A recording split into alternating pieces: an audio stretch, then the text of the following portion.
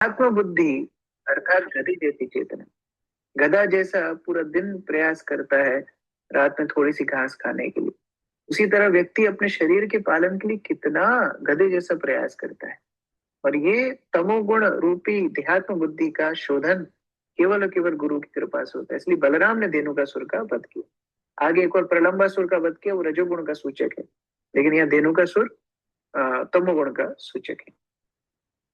तस्मात् कृत नराहरात् भीतिर्निभीरम् अमित्रहन् नासेव्यते पशुघ्नैः पक्षी संग्रह विवर्जितम। धेनुकासुर ने जीवित मनुष्यों को खा लिया है। इतना गधा है, गधे का रूप तो है लेकिन चेतना भी गधी है, कि ऐसा असुर प्रवृत्ति का है। सखागण कंप्लेन कर रहे हैं भगवान से, मनुष्यों को खा जाता है। इसलिए सारे लोग तथा पशु तालवन में जाने से डरते हैं। हे शत्रुहंता, पक्षी तड़ कर पक्षी तक उड़ने से डरते हैं, उसके ऊपर से जाने से पक्षी तक डरते हैं। इतना इसने आपकी संपत्ति को हरण कर लिया है। तात्पर्य, कृष्ण तथा बलराम के ग्वाल मित्रों ने दोनों भाइयों को प्रोत्साहन किया कि वे तुरंत तालवन जाकर धेनुकासुर का वध कर दे। वे उन्हें अमित्रहन कहकर संबोधित करते हैं, जिसका अर्थ है शत्रु का हंता।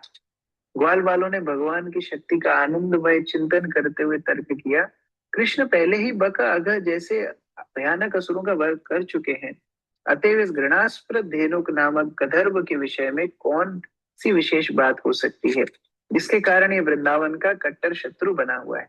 इतने बड़े बड़ों को मारा, अभी ये कौन गधा कहाँ से आ गई, इसको तो मारना ही चाहिए। ग्वाल वाल चाहते थे कि कृष्ण तथा बलराम इन असुरों का वध करें, जिससे वृंदावन के पुण्यात्मा निवासी तालवन के फलों का स्वादन कर सके। इस तरह उन्होंने विशेष कृपा किए जाने की प्रार्थना की कि गंधर्व असुरों का वध किया जाए। विद्यन्ते भूक पूर्वाणि फलानि सुरभीनि च एष वै सुरवीर्गन्धो विशोचिनो वगृह्यते। तालवन में ऐसे मधुर गंध वाले फल हैं जिन्हें किसी ने भी नहीं चखा। ताल फलों की चारों ओर फैली खुशबू को हम अब भी सूंघ सकते हैं। तो भगवान बोल सकते हैं, अरे वो बेचारा गधा वहां बैठा हुआ है, खा रहा है, उसको खाने दो, क्या टेंशन है। तो अभी लालच भी दे रहे हैं भगवान को, अरे इतने सुंदर ताल फल, इतनी सुगंध आती है उनमें से, मुझे तो यहाँ तक खुशबू आ रही है, पेट पे भी हाथ घुमा रहे थे, हमें तो खाना ही है। तो अगर तुम्हें चिंता नहीं, कम से कम हमारे लिए जाओ। श्रील श्रीधर स्वामी के अनुसार ताल फलों की मधुर सुगंध पूर्वा हवा द्वारा ली जाई जाती थी, जो वृंदावन में वर्षा कराने में लाभदायी होती थी। ये पूर्वा हवा सामान्यतः भादो मास में चलती है और इस तरह फलों की सर्वोच्च पक्वता को सूचित करती है। ये तथ्य कि बालगण सुगंध को जान गए, ये बतलाता है कि तालवन निकट ही था। अभी कृष्ण को बोल रहे हैं, प्रयच्छतानि न कृष्ण गंध लोभित चेतसाम वांछास्ति महति राम गम्यताम यदि रोचते। हे कृष्ण, आप हमारे लिए वे फल ला दें। अभी ये देखिए प्रेम है, वास्तव में खुद को नहीं चाहिए, कृष्ण बलराम के लिए चाहिए, लेकिन बोले हमारे लिए ला दें, हमारे मन उनकी सुगंध से अत्यंत आकृष्ट है। हे बलराम, उन फलों को पाने की हमारी इच्छा अत्यंत प्रबल है, अभी लाना पड़ेगा। यदि आप सोचते हैं कि यह विचार अच्छा है तो चलिए उस तालवन में चले। तात्पर्य, यद्यपि तालवन तक ना मनुष्य ना ही पशु पक्षी पहुंच पाते थे, किंतु ग्वाल बालों ने कृष्ण तथा बलराम पर इतना भरोसा था कि उन्होंने पक्का मान लिया था कि दोनों स्वामी बिना प्रयास के पापी गधे असुर को मारकर स्वादिष्ट ताल फल प्राप्त कर सकते हैं। कृष्ण के ग्वाल बाल मित्र अत्यंत उच्च स्वरूप सिद्ध आत्माएं हैं, जो सामान्यतया मीठे फलों के लिए लालची नहीं हो सकते। वस्तुतः वे भगवान की केवल हंसी मजाक कर रहे हैं और उन्हें तालवन में अभूतपूर्व वीरता पूर्वक कार्य करने के लिए प्रोत्साहन कर रहे हैं। वृंदावन में कृष्ण के रहते हुए असंख्य असुरों ने वहां के दिव्य वातावरण को शुद्ध कर रखा था और भगवान उनको अपनी दैनिक लीलाओं के रूप में मार मार देंगे। चूंकि कृष्ण बहुत से असुरों का वध कर चुके थे, अतः आज के दिन उन्होंने बलराम को यह श्रेय देना चाहा। किन्होंने? सारे सखाओं ने श्रेय दे रहे हैं, बलराम को श्रेय देना चाहा। मतलब डिसाइड कौन कर रहे हैं? भक्त डिसाइड कर रहे हैं कौन मारेगा, कि उन्हें प्रथम असुर धेनुकासुर का वध करना होगा। यदि रोचते कथन से ग्वाल बालों का आशय यह है कि कृष्ण बलराम इस असुर का वध ग्वाल बालों को तुष्ट करने के लिए नहीं, अपितु उन्हें ठीक लगे तभी करें। कितना सुंदर बात है, यदि रोचते, भगवान आपको रुचिकर लगे तो करना। शुद्ध भक्तों का ये एक लक्षण होता है, भगवान के ऊपर अपनी इच्छा थोपते नहीं, हमेशा भगवान आपको पसंद हो तो ये काम करें। भक्त बहुत प्लान करते हैं भगवान के प्रचार के लिए, भगवान के सेवा के लिए, फिर साथ में जोड़ देते हैं, ये भगवान यदि रोचते, आपकी इच्छा हो तो सिद्ध कर देना, आपकी इच्छा ना हो तो हम तो बैठे ही आपकी सेवा करने के लिए, कोई चिंता नहीं। तो इस प्रकार सुंदर प्रार्थनाएं सखाओं ने की। आगे कृष्ण बलराम प्रत्युत्तर दे रहे हैं। हरे कृष्ण। श्री प्रभुपाद की जय, समवेत भक्त वृंद की जय। हरे कृष्णा। किसका कोई प्रश्न है?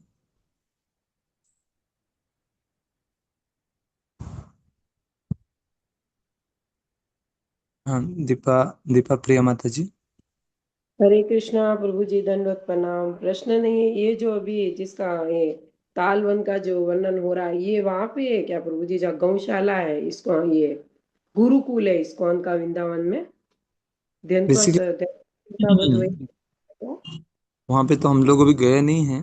तो जो वर्णन अभी आ रहा था मथुरा के पश्चिम दिशा में 8 मील की दूरी में तालबन है। तो हम लोग अभी गए नहीं वहां पे। तो यदि एक्चुअली वृंदावन भगवान की कृपा। गुरु महाराज बता रहे थे, इसलिए मुझे याद आया प्रभु जी। ये राक्षस का नाम भूल सकती हूँ, बाकी दीक्षा वहीं पे हुई थी, इसलिए मुझे याद आया कि शायद धेनुकासुर का वध वही हुआ। हाँ, मतलब मुझे थोड़ा सा कंफ्यूज है, मतलब ऐसा है। कोई भव्य बात भव्य प्रभु। हरे कृष्णा प्रभु जी, दंडवत प्रणाम। भुवन मोहिनी। अच्छा अच्छा, सॉरी सॉरी माता जी, हरे कृष्णा कोई नहीं, दंड। कोई नहीं। हरे कृष्णा प्रभु, दंडवत प्रणाम। प्रभु जी, ये आज बहुत आनंद आया प्रभु जी के मुख से सुन के। और और मेरा एक क्वेश्चन था, एक डिवोटी ने पूछा है कि वो पिछले 2-3 सालों से भक्ति में है, हमारे भक्ति वृक्षा में ही है, हमारे हमारे वाले। तो उसमें ना, वो जो हम लोग के यहाँ पर वो होता है ना, श्रद्धावान लेवल, सेवक, साधक, ऐसे करके एग्जाम्स वगैरह होते हैं। तो वो पासक लेवल तक का एग्जाम भी दे चुके हैं, प्रभुपाद आश्रय की तैयारी कर रहे हैं। तो वो पूछ रहे थे कि हम तो किसी भी प्रभुपाद डिसाइपल को जानते नहीं है और हमको दीक्षा लेनी है, तो फिर हम कैसे डिसाइड करें कि हमें किससे दीक्षा लेनी है? वो मेरे तो से हाँ, बोल रहे थे, आप है ना, मुझे 2-3 महाराज के नाम बता दो, मैं उनको सुनूंगा और फिर मैं डिसाइड करूंगा। तो ऐसे करना चाहिए? एक्चुअली इस्कन में क्या होता है, आईडीसी को कराते हैं बेसिकली। आईडीसी में यहाँ सारी भी होगा। चीज आईडीसी में सारा चीज क्लियर हो जाता है कि गुरु कौन होते हैं, गुरु को कैसे चयन करना होता है, शिष्य का कर्तव्य क्या होता है, और किस आधार पे गुरु को चुनने के लिए क्या आधार शिष्य का होना चाहिए। तो वो सारा चीज क्लियर होने के बाद फिर उनको ऑप्शन दिया जाता है कि इन इन गुरु हैं, तो आप इन गुरुओं से सिलेक्ट कर सकते हैं। अभी क्या हो रहा है कि दो ऑप्शन है, यदि कोई गुरु महाराज उस मंदिर को जाते हैं तो फिर तो बात ही खत्म हो जाता है कि एक आकर्षण ऑटोमेटिकली स्वतः ही प्रकट हो जाता है हृदय में।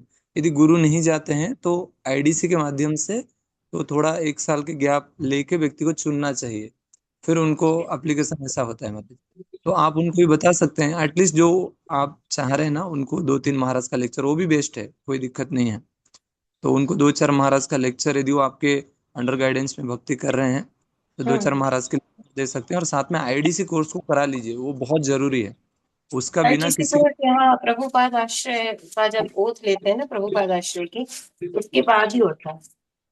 हाँ, तो उसके बाद उनको वेट करने के लिए बोलिए, तो वो बेस्ट है। हम्म। और उसके बीच में यदि आप इनको कोई महाराज का लेक्चर सुनना दे सकते हैं तो वो भी बेस्ट है, कोई दिक्कत नहीं है। यदि आप उनको बोलो ये मैं आपको दे रहा हूँ सुनने के लिए, आप सुनिए, आपको कैसा लग रहा है देखिए। हम इस्कन में किसी भी व्यक्ति को ऐसा नहीं बोलते हैं कि इन गुरु महाराज से दीक्षा लेना है। हम ये बोलते हम्म। हैं कि आपको आपको इनमें से कौन ऐसे व्यक्ति दिख रहा है जो प्रभुपाद जी को अच्छा से प्रेजेंट करते हैं। आईडीसी में ये लिखा हुआ है, गुरु का इस्कन में ये काम है कि वो प्रभुपाद जी को अच्छे से प्रेजेंट करे। तो हम्म। ये आईडीसी का नियम है। हम्म। तो आप ठीक ऐसा है कर भैया। सकते ओके, हाँ, मतलब हम तीन अरविंद, चार महाराज लोगों का उनको लेक्चर दे सकते हैं, है ना? यस यस माता जी, यस माता जी। मतलब पहले देखना पड़ेगा कि वो आपके अधिकार में है कि नहीं। यदि वो देखिए, अधिकार यहाँ पे प्रभु जी mostly his holiness Jaipratap Swami Maharaj से इनिशिएशन लेते हैं, हाँ, ठीक है? तो वो कह रहे थे कि हम उनको तो सुनेंगे ही, पर यदि हमें चयन करना हो तो हम कैसे चयन करें, ऐसा। तो महाराज जी का भी लेक्चर दे सकते हैं, यदि और भी किसी का सोचते हैं उनको दे सकते हैं, कोई दिक्कत नहीं। ठीक, थैंक यू प्रभु जी। हरे कृष्ण। धन्यवाद अरविंद प्रभु, प्रभु। हरे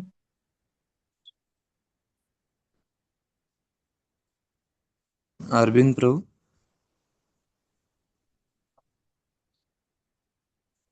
अच्छा, परमेश्वरी, परमेश्वरी माता जी।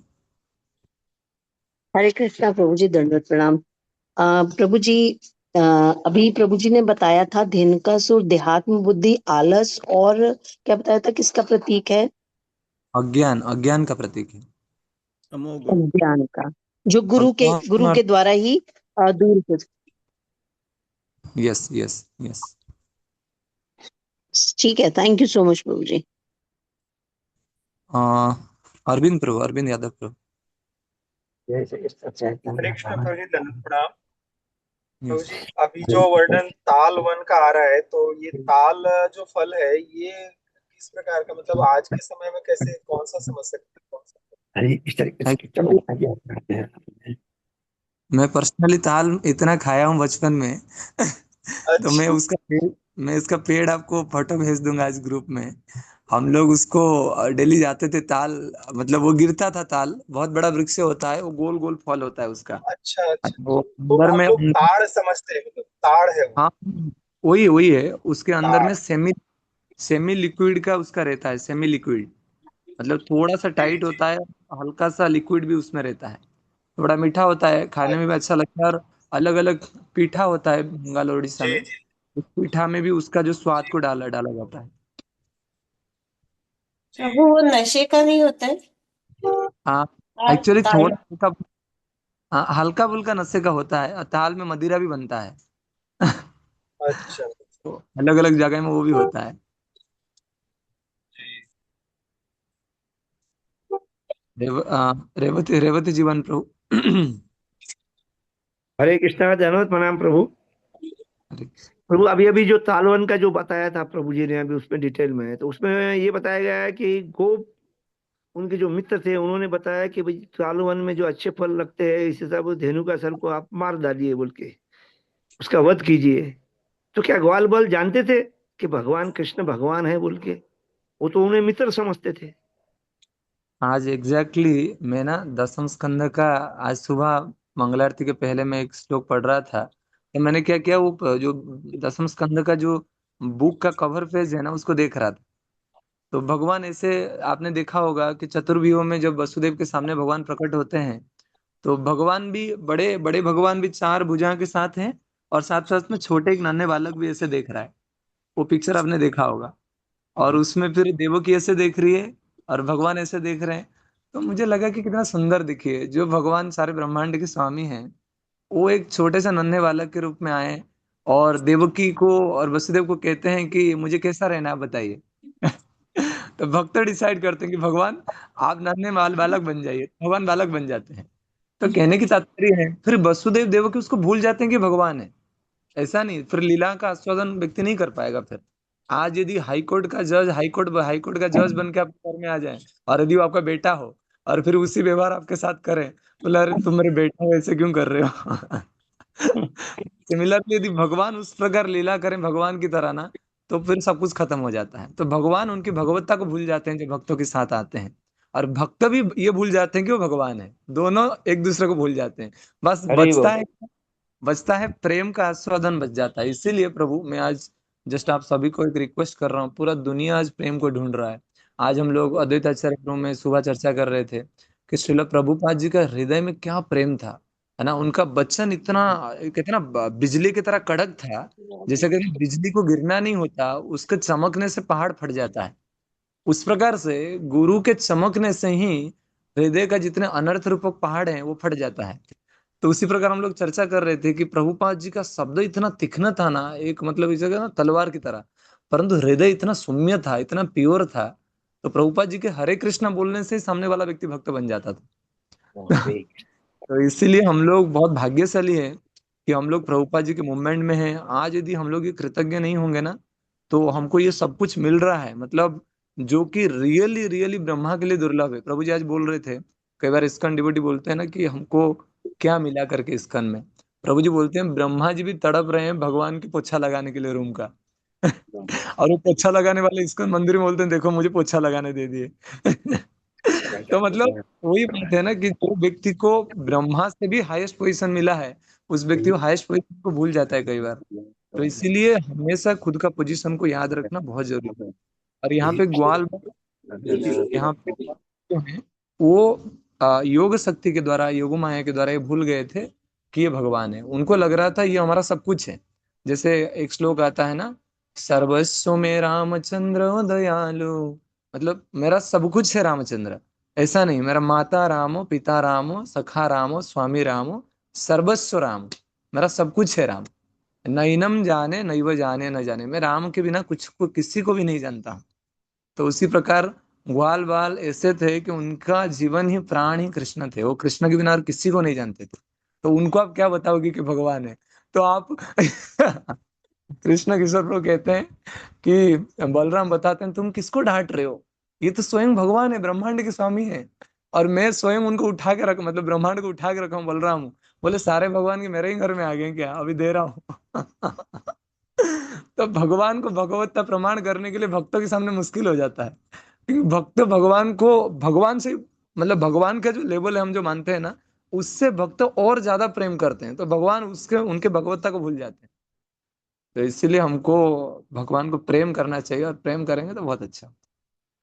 ठीक है, बसंत प्रभु, आई एम, हम लोग कल क्वेश्चन ले सकते हैं, आज गुरु पूजा के समय हो गया है। थैंक यू सो मच प्रभु जी प्रभुपाद की वो पूछ रहे जय। थे ना प्रभु जी हाँ पूछ यस, रहे थे कि ताड़ फ्रूट कौन सा होता है, ये इसी पिक्चर में ही बना हुआ है ताड़ का वृक्ष ना, हाँ कौन भागवतम में आप दिखाएंगे थोड़ा सा 10th मतलब? कैंटो के हाँ हाँ इसको उसमें हाँ, वो बना तो, हुआ है। हाँ हाँ, मैं अभी फोटो भी भेज दूंगा, वो सब लोग जानते हैं बेसिकली। पर जो हाँ खाए थोड़ा कंफ्यूजन हो रहा है, जैसे दिल्ली, मतलब कई बार शहर वाले का मतलब मुश्किल है ताल, ताल देखना। कई बार आगे जाके बोलोगे गौ माता कोई है, तो बोलेंगे गौ माता कौन है, हमको देखा है नहीं गौ माता कुछ। तो उस प्रकार से आज पूरा जीवन जो खाए हैं उनको पता है, मैं तो बहुत खाया हूँ ताल। खजूर के पेड़ के जैसा आता है प्रभु। हाँ यस यस यस। जी जी प्रभु। मायापुर में थैंक यू ज्यादा है, शिला, मायापुर में। शिला प्रभुपाद की जय।